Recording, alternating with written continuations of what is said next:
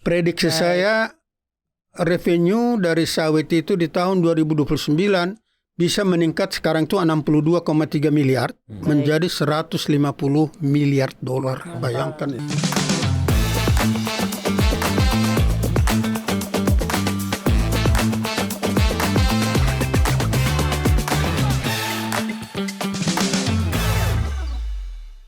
Pak, ini menyambung tadi, Bapak bilang pemerintah tuh seperti menekan.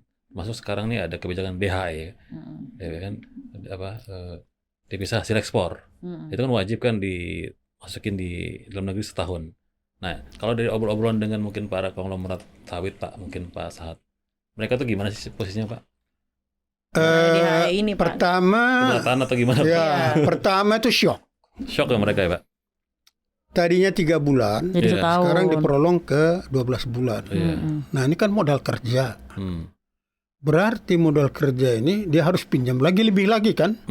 Karena dia nggak boleh cairkan yang ini. Menurut Pak Sahat ini counterproductive, Itu Pak. mula-mula. Oh. Jadi waktu disampaikan kan belum dijelaskan di publik gimana. Setelah kita mendengar Setahun dan bisa dicairkan ke rupiah langsung, kita aman-aman aja. Jadi misalnya kita devisa kita, saya sebagai eksportir lah, 1 juta dolar, oke, harus setahun. Saya rupiahkan aja langsung. Jadi saya tidak terbebani modal kerja terikat 1 tahun kan.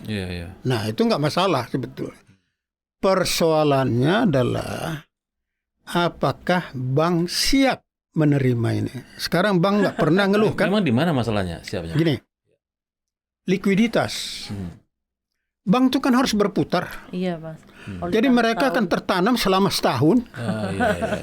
Likuiditas mereka gimana? Nah ini yang saya heran tuh bank kok nggak ada yang berteriak ya. Iya. Jangan main aman aja padahal susah gitu loh.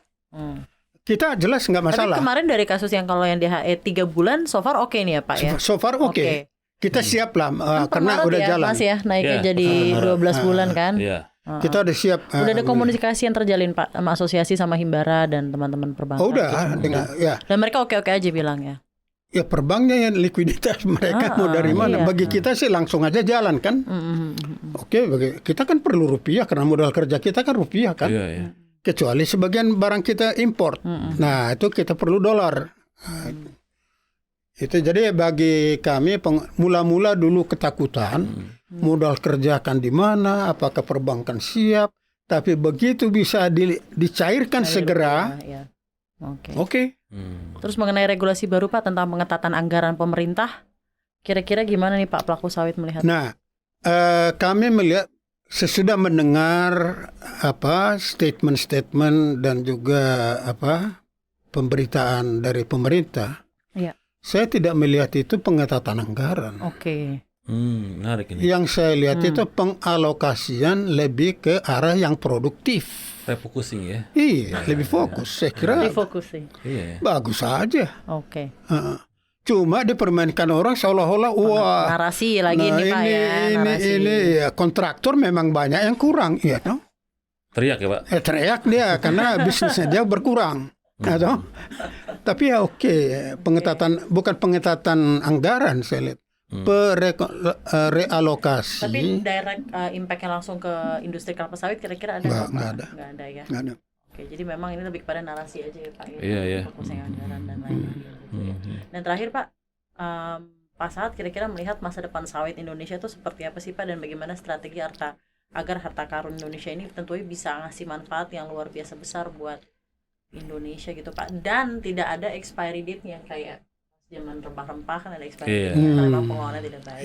Ini untuk kelapa sawit gimana Pak biar sustainable sampai generasi-generasi berikutnya? DMSI melihat itu pasar global itu cerah, ya, terutama di segi pangan dan diet manusia kini kan sudah berubah. Dulu diet manusia itu sampai sekarang terdiri dari 3 aspek. Satu adalah karbohidrat, yang kedua adalah lipids atau fat, lemak atau minyak, yang ketiga protein. Jadi kalau melihat 100 tahun terakhir ini gambarannya karbohidrat menurun. Ya, pemakaian. Jadi Anda jangan terlalu banyak makan karbohidrat, beras, roti, apa, kurangin lah. Minyak boleh. Minyak eksponensial. Lipids dan fat boleh gitu. Lipids and fat boleh. Karena apa? Karena di situ energinya itu bisa lebih bagus berasal dari fat daripada karbohidrat. Ya. Kemudian protein. Jadi dari lihat itu sangat cerah dalam hal gizi pangan. Dalam hal energi juga perubahan dari fosil ke biofuel itu juga menarik. Jadi cerah ke masa depan, ya. Agar Indonesia tetap berperan sebagai world player, pertama itu harus diketahui adalah ingat karakter unique selling proposition sawit itu apa. Situlah kita bermain. Dan jangan sampai kita dilanggar oleh negara-negara lain tentang itu. Selama itu kita pertahankan, we can lead the world. Ya. Nah, agar Indonesia tetap berpegang sebagai world player, menurut saya ada 5 yang perlu kita pegang. Apa tuh, Pak? Yang pertama, segera kita selesaikan soal legalitas lahan. Secepatnya lah.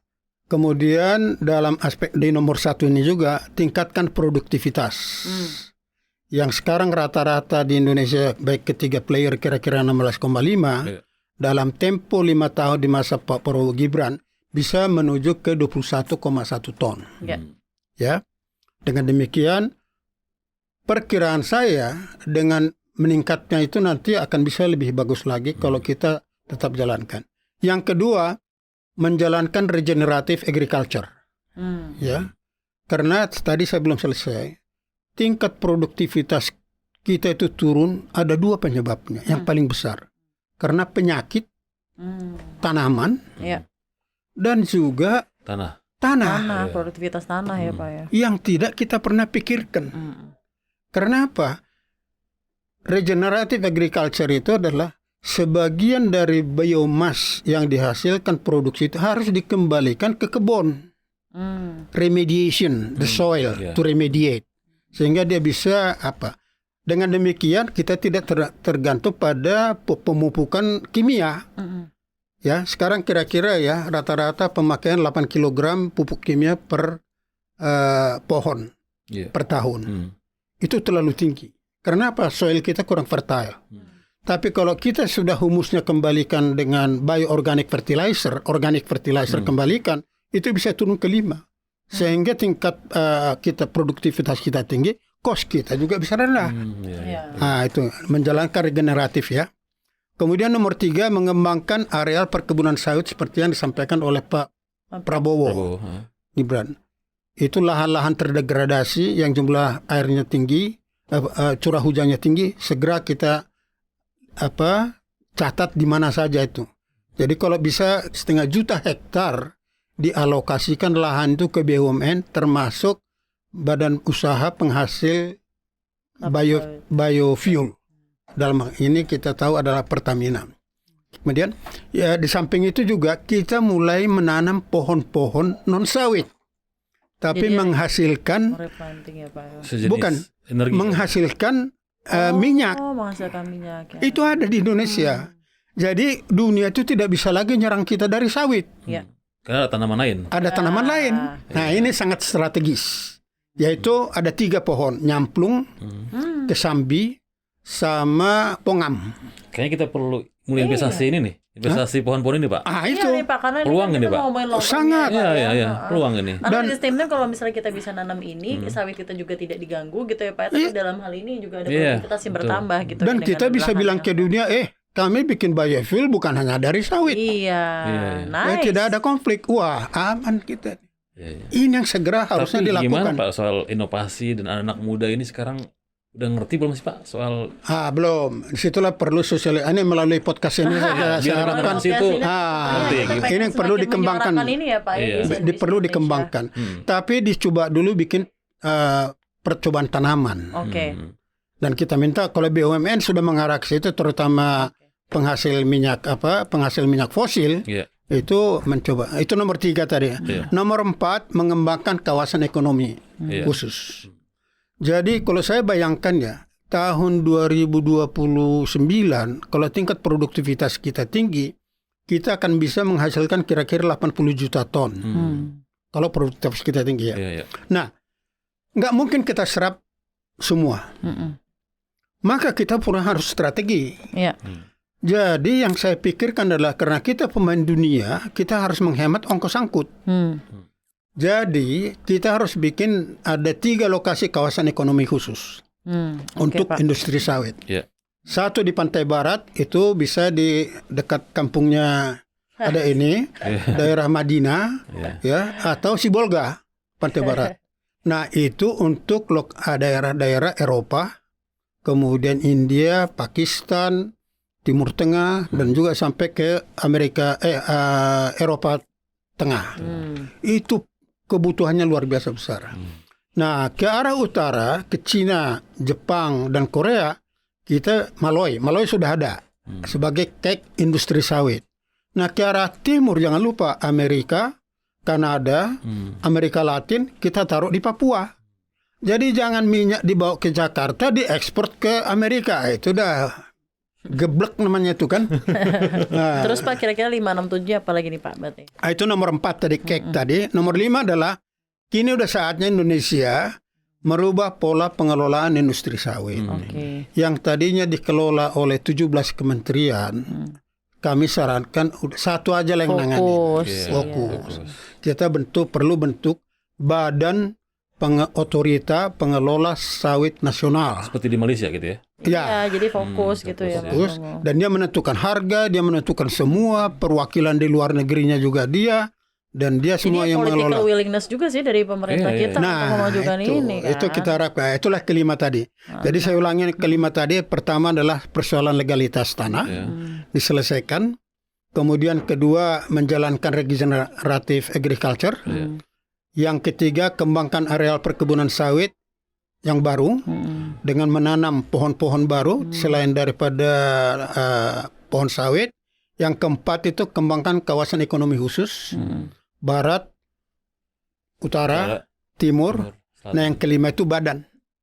Kalau itu bisa kita jalankan, prediksi saya revenue dari sawit itu di tahun 2029 bisa meningkat sekarang itu 62,3 miliar menjadi 150 miliar dolar. Bayangkan itu. 2 kali lipat lebih ya. Tapi ini pesan wangsit utamanya langsung dari Pak Sinaga. Berarti harus kita undang lagi mungkin Pak di CNBC Indonesia untuk langsung sampaikan kepada pelaku. Biar bisa dengar langsung resepnya gitu ya, dan bisa dilakukan. Karena kan memang kita nih ya harus berbincang lagi gitu ya bersama CNBC Indonesia ya di kesempatan lain. Demi negara.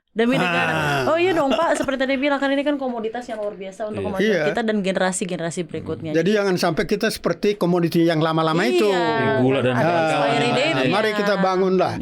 Jangan lagi kita terlena di comfort zone itu. Kita harus out of the box. Sky is the limit. Sky is the limit untuk Indonesia emas lah ya Pak. Siap. Thank you Pak Saad atas ngobrol-ngobrolnya di Cuap Cuan konten ekonomi seksi. Tentunya kita senang banget ada Pak Saad di sini. Semoga Bapak sehat selalu. Terima kasih sudah bergabung bersama kami. Dan Sobat Cuan, itulah juga akhir dari diskusi kita di kesempatan kali ini di Cuap Cuan. Bye bye.